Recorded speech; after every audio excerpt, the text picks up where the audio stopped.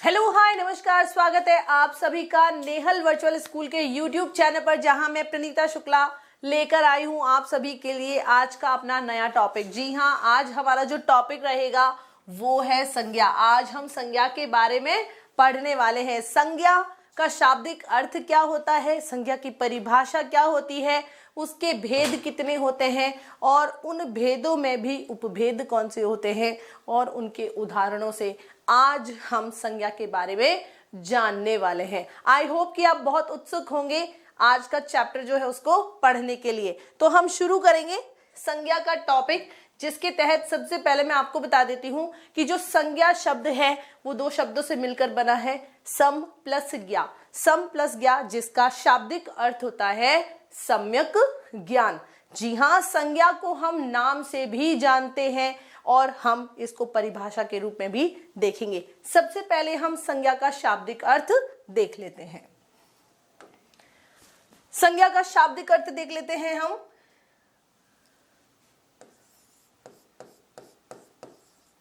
शाब्दिक अर्थ,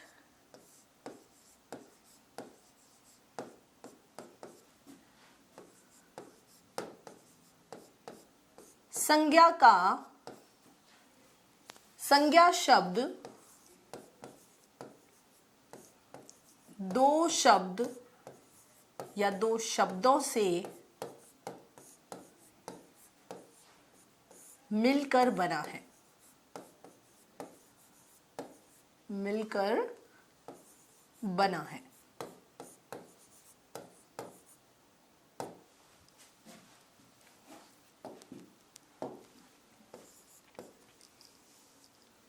सम प्लस ज्ञा धातु से, जिसका अर्थ होता है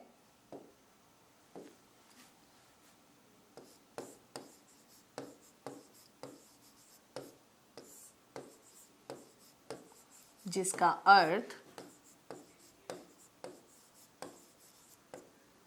सम्यक ज्ञान होता है।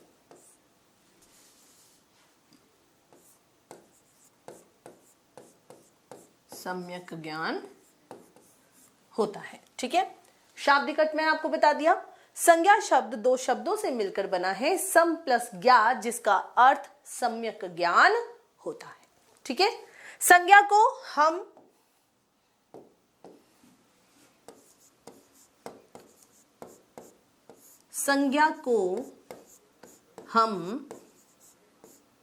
नाम से भी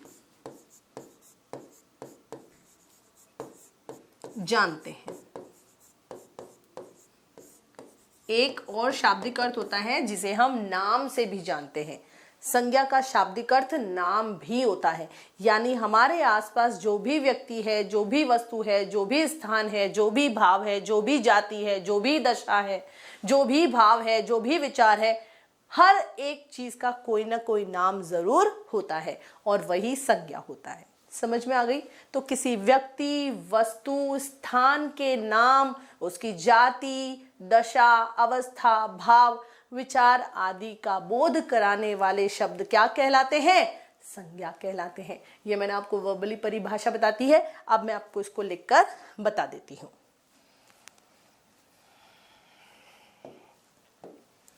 परिभाषा देखते हैं हम। किसी व्यक्ति, वस्तु, स्थान के नाम,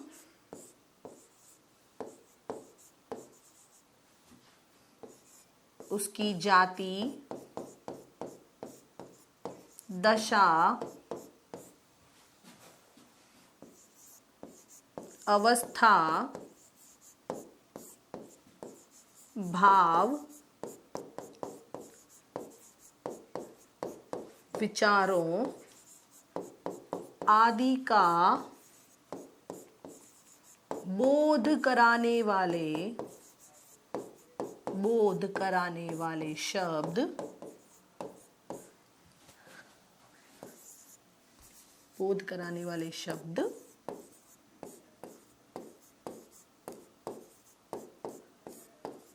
संज्ञा कहलाती है। ठीक है, बोध कराने वाले जो शब्द है वो संज्ञा कहलाती है। बहुत आसान भाषा में बताया है, किसी व्यक्ति, वस्तु, स्थान के नाम, उसकी जाति, दशा, अवस्था, भाव, विचारों आदि का बोध कराने वाले शब्द संज्ञा कहलाती है। तो ये मैंने आपको शाब्दिक अर्थ बता दिया संज्ञा का, और मैंने आपको इसकी परिभाषा भी बता दी थी। आप बताओ कि संज्ञा के प्रकार कितने होते हैं? सभी को ज्ञात होगा क्योंकि हम छोटे से ही संज्ञा पढ़ते हुए आ रहे हैं। तो जो संज्ञा है उसके 3 भेद होते हैं: व्यक्तिवाचक संज्ञा, जातिवाचक संज्ञा और भाववाचक संज्ञा। जातिवाचक जो दूसरा पॉइंट है, जातिवाचक संज्ञा, उसके भी 2 उपभेद होते हैं: द्रव्यवाचक संज्ञा और समूहवाचक संज्ञा। तो उसको भी हम लिख लेते हैं, आगे बढ़ेंगे। ये आपके सामने संज्ञा के भेद बताने हैं हमको। तो संज्ञा के कितने भेद होते हैं? तो हम देख लेते हैं कि संज्ञा के 3 भेद होते हैं। कितने भेद होते हैं? 3 भेद होते हैं। कौन कौन से होते हैं? पहला हो गया व्यक्तिवाचक संज्ञा,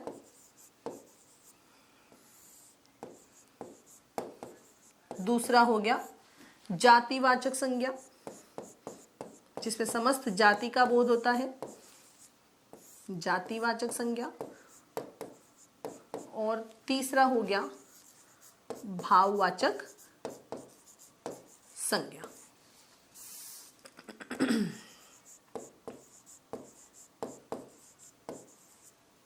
भाववाचक संज्ञा।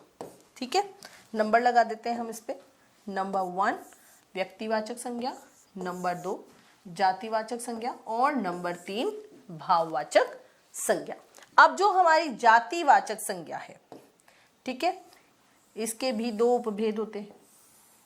इसके भी कौन से? 2 उपभेद होते हैं। कौन कौन से होते हैं ये भी देख लेते हैं। इसके 2 उपभेद होते हैं। पहला है समूह या समुदायवाचक, समूह या समुदायवाचक संज्ञा। ठीक है, नंबर 2 पे देखो द्रव्यवाचक संज्ञा, द्रव्यवाचक संज्ञा। जातिवाचक के भी मैंने आपको 2 उपभेद जो थे वो बता दिए हैं। इसको मैं यहां मेंशन कर देती हूं, 2 उपभेद। ठीक है, किसके? जातिवाचक के। यहां लिख देती हूं पूरा, जातिवाचक के संज्ञा के 2 उपभेद। ठीक है, जातिवाचक संज्ञा के 2 उपभेद। ये इस तरीके से करती हूँ ताकि आपको अच्छे से ज्ञात हो जाएगा। तो संज्ञा के 3 भेद बताए मैंने आपको। व्यक्तिवाचक संज्ञा हो गया, फिर मैंने आपको एक बताया जातिवाचक संज्ञा, फिर तीसरा मैंने आपको बताया भाववाचक संज्ञा। उसके बाद मैंने आपको जातिवाचक के 2 उपभेद बताए। पहला हो गया आपके समूह या समुदायवाचक संज्ञा और दूसरा हो गया द्रव्यवाचक संज्ञा। आगे बढ़ेंगे, आगे देखो, अब आ जाता है व्यक्तिवाचक संज्ञा। हमें व्यक्तिवाचक संज्ञा की परिभाषा भी आनी चाहिए। किसी एक व्यक्ति, किसी एक वस्तु या किसी एक स्थान का बोध कराने वाले शब्द व्यक्तिवाचक संज्ञा के तहत आते हैं।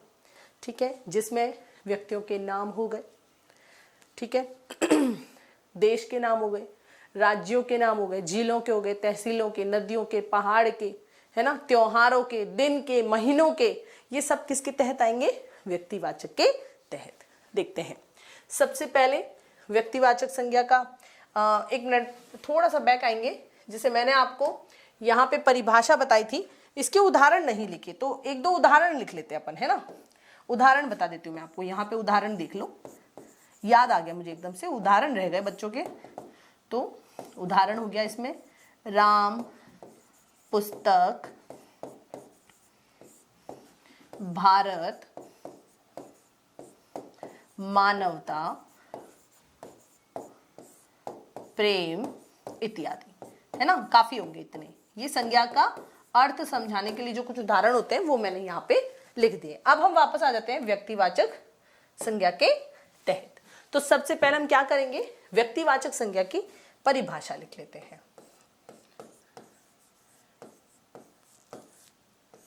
किसी एक व्यक्ति, बहुत आसान भाषा में समझाऊंगी ताकि आपको आसानी रहे। किसी एक व्यक्ति, किसी एक वस्तु अथवा एक स्थान का, किसी एक व्यक्ति, एक वस्तु अथवा एक स्थान का बोध कराने वाले शब्द, बोध कराने वाले शब्द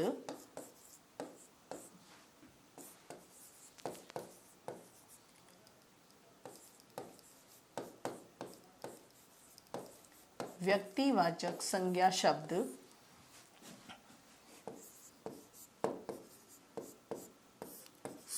शब्द कहलाते हैं। ठीक है, फॉर एग्जाम्पल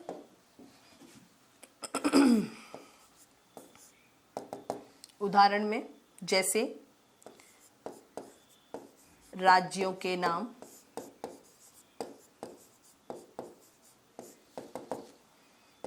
देश के नाम, देशों के नाम,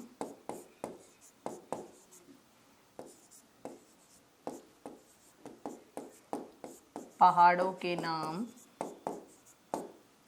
नदियों के नाम,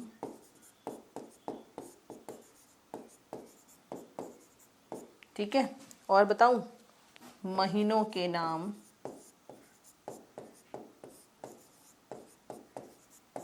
इत्यादि। इनमें दो दो हम लिख लेते हैं ताकि हमको ध्यान रहे। तो राज्यों के नाम हो गए, राजस्थान,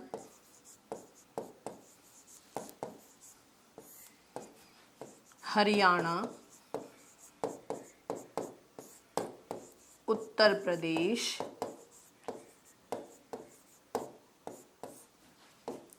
केरल। ठीक है, फिर आ जाता है देशों के नाम, भारत,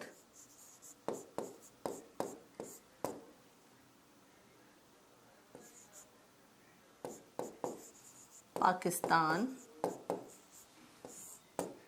जापान, अमेरिका। ठीक है, फिर आ जाते हैं, वैसे दो दो काम मैंने चार चार लिखवा दिए हैं, आप देख लेना। पहाड़ों के नाम देख लो, हिमालय, अरावली, विंध्याचल। ठीक है, याद रखना। नदियों के नाम, गंगा, यमुना, सरस्वती, मंदाकिनी, कावेरी, बहुत सारी है ना। गंगा, यमुना, मंदाकिनी, है ना, नदियों के नाम कोई से भी। फिर आता है महीनों के नाम, तो चैत्र, बैसाख, ज्येष्ठ, आषाढ़, जनवरी, फरवरी, मार्च, अप्रैल, इत्यादि इत्यादि। फरवरी फिर से लिख देती हूँ, थोड़ा सा ये कट सा गया है तो ऊपर की लाइन इसको ठीक है। तो ये आ गया व्यक्तिवाचक के तहत। किसी एक व्यक्ति, एक वस्तु अथवा एक स्थान का बोध कराने वाले शब्द व्यक्तिवाचक संज्ञा के तहत आते हैं। ताजमहल एक ही है ना, 10 नहीं है तो एक के अंतर्गत आ गया, है ना। राजस्थान एक ही है, उत्तर प्रदेश एक ही है, हरियाणा एक ही है। मतलब कहने का अर्थ है किसी एक व्यक्ति, एक वस्तु, विशेष होगा वो, चाहे व्यक्ति विशेष हो, चाहे वस्तु विशेष हो, चाहे स्थान विशेष हो। ठीक है, उनका जो बोध कराने वाले शब्द होते हैं वो व्यक्तिवाचक संज्ञा के अंतर्गत आते हैं। नेक्स्ट आगे बढ़ेंगे, अगला आ जाता है हमारा जातिवाचक संज्ञा।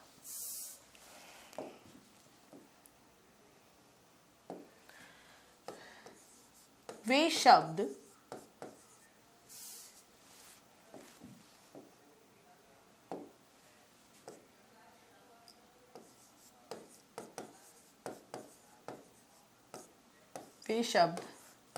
जो किसी व्यक्ति,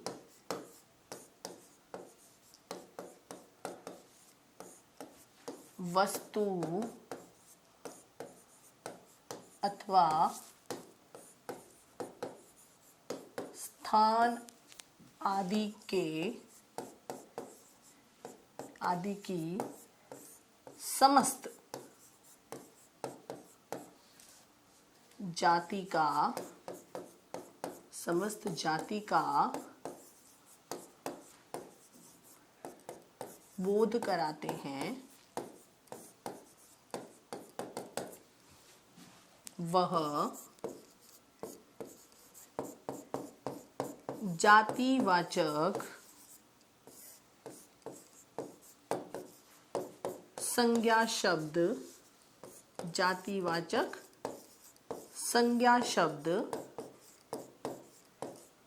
कहलाते हैं। ठीक है, वे शब्द जो किसी व्यक्ति, वस्तु अथवा स्थान आदि की समस्त जाति का बोध कराते हैं वह जातिवाचक संज्ञा शब्द कहलाते हैं। फॉर एग्जाम्पल उदाहरण ले लेते हैं हम।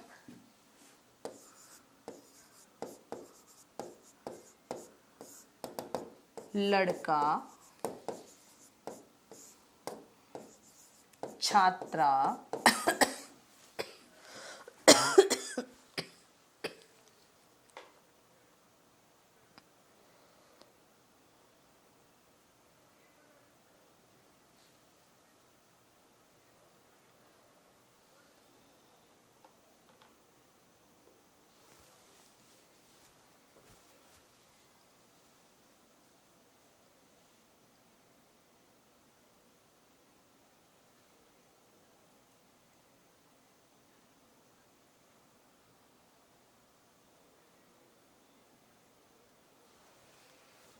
लड़का, छात्रा,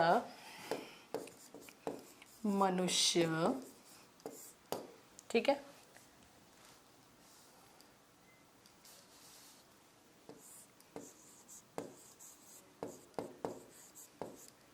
पशु,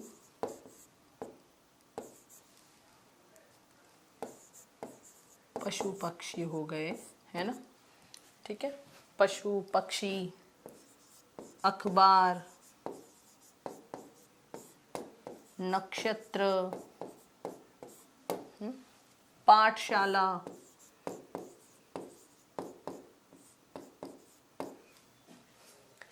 लड़का, छात्रा, मनुष्य, पशु पक्षी, अखबार, नक्षत्र, पाठशाला, देश इत्यादि। काफी होंगे ये तो आप लोगों के लिए, है ना। ये मैंने आपको जातिवाचक संज्ञा के जो कुछ उदाहरण थे वो मैंने आपको बता दिए हैं। अब हम आगे बढ़ेंगे और चलेंगे नेक्स्ट। अगला हमारा आ जाता है भाववाचक संज्ञा।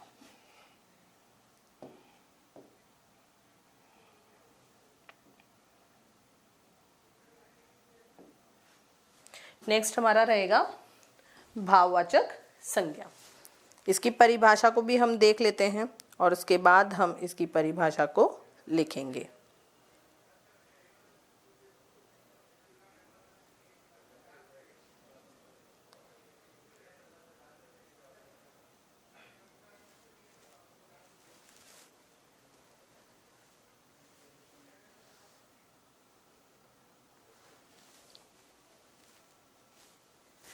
इसका परिभाषा को हम देख लेते हैं। सबसे पहले वे संज्ञा शब्द, इसको हम वर्बली देख लेते हैं। वे संज्ञा शब्द जो किसी व्यक्ति, वस्तु, स्थान के दशा, अवस्था या भाव, विचार आदि का बोध कराते हैं वे कौन से संज्ञा कहलाते हैं? भाववाचक संज्ञा शब्द। फॉर एग्जाम्पल स्नेह, करुणा, अपनापन, प्रेम, ये सब किसके तहत आएगा? भाववाचक संज्ञा के तहत। तो हम इसकी पहले परिभाषा लिख लेते हैं। वे संज्ञा शब्द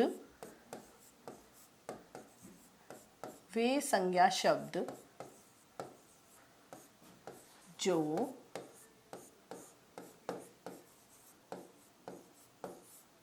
किसी व्यक्ति,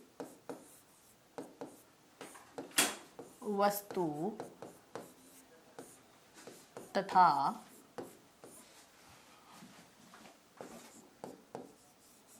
स्थान के तो भाव होते ही नहीं है, विचार, वस्तु तथा स्थान लिख देते हैं अपन क्योंकि ये संज्ञा में चलेगा।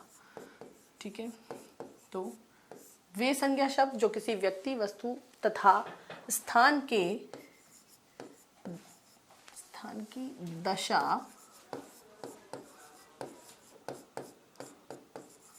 अवस्था, ठीक है। वे संज्ञा शब्द जो किसी व्यक्ति, वस्तु तथा स्थान की दशा, अवस्था, भाव एवं विचारों का बोध कराते हैं,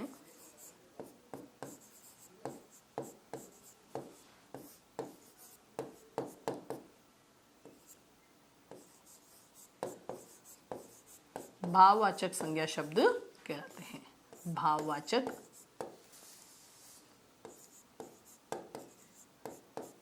संज्ञा शब्द कहलाते हैं।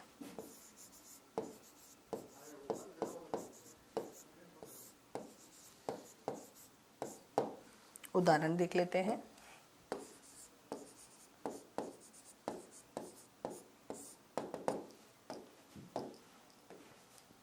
से स्नेह, करुणा, ठीक है, अपनापन, मित्रता, शत्रुता इत्यादि। तो ये किसके तहत आ गया? भाववाचक संज्ञा के तहत। फिर आगे बढ़ेंगे। नेक्स्ट है जातिवाचक संज्ञा के दो भेद हैं, मैंने आपको बताया था। तो जातिवाचक के तहत दो भेद हम फिर से लिख लेते हैं। इसमें पहला आता है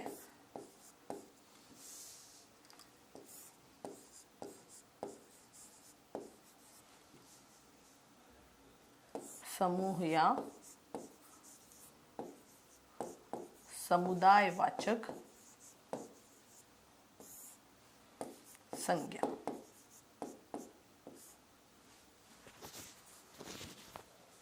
फिर आता है द्रव्यवाचक संज्ञा। ठीक है, ये मैंने दो आपको उपभेद बताए थे। कितने हैं जातिवाचक संज्ञा के? कुल दो उपभेद है। तो दो उपभेदों की परिभाषा भी हम देख लेते हैं।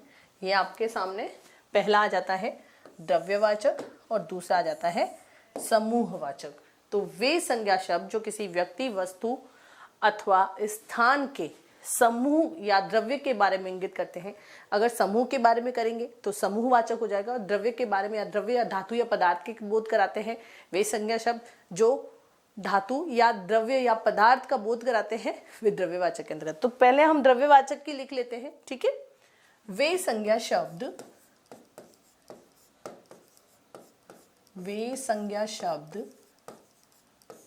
जो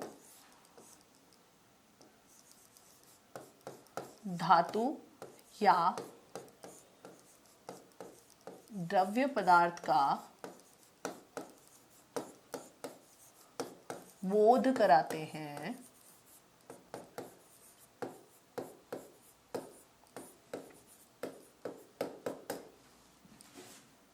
वे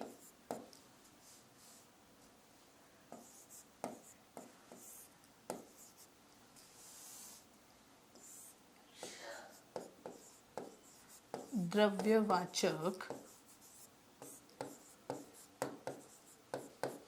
संज्ञा शब्द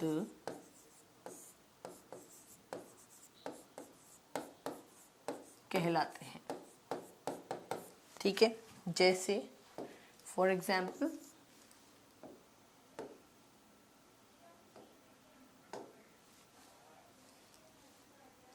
कहलाते हैं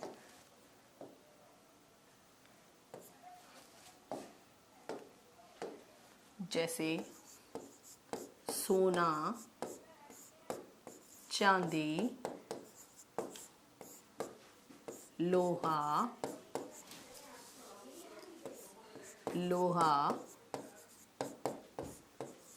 दूध, पानी इत्यादि। ठीक है। और लास्ट हमारा रहेगा समूहवाचक संज्ञा। समूहवाचक संज्ञा के तहत वे संज्ञा शब्द जो किसी व्यक्ति, वस्तु, स्थान आदि के समूह का बोध या समुदाय का बोध कराते हैं, वे कौन से होते हैं? समूहवाचक संज्ञा शब्द। लिख लेते हैं इसकी भी परिभाषा हम। वे संज्ञा शब्द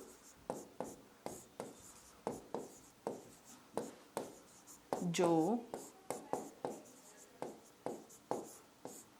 किसी व्यक्ति, वस्तु,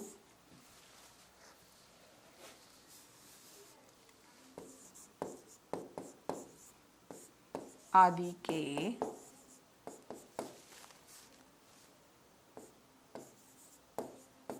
समूह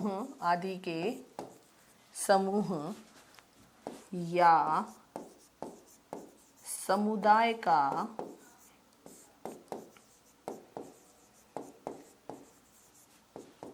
बोध कराते हैं,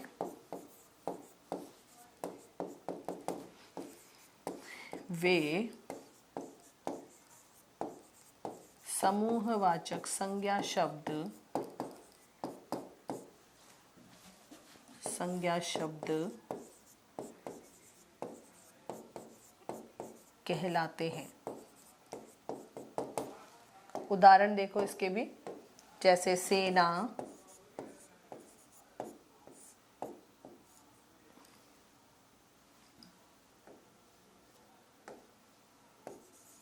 झुंड,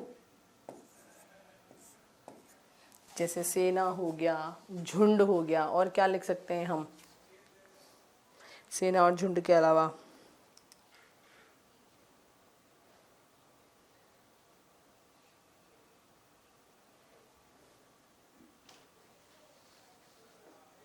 भीड़ हो गया, फौज इत्यादि। ठीक है,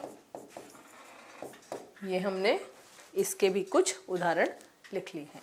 तो आज की क्लास में मैंने आपको संज्ञा का शाब्दिक अर्थ बताया, मैंने आपको संज्ञा की परिभाषा, उसके प्रकार, जो भेद होते हैं, उपभेद, और कुछ उदाहरण, और वो भी परिभाषाओं के साथ हमने देखे हैं। मैं उम्मीद करती हूँ कि आपको आज की क्लास बहुत अच्छी लगी होगी। फिर से मिलते हैं अगली क्लास में, तब तक आप सभी का बहुत बहुत शुक्रिया। Bye bye, see you again.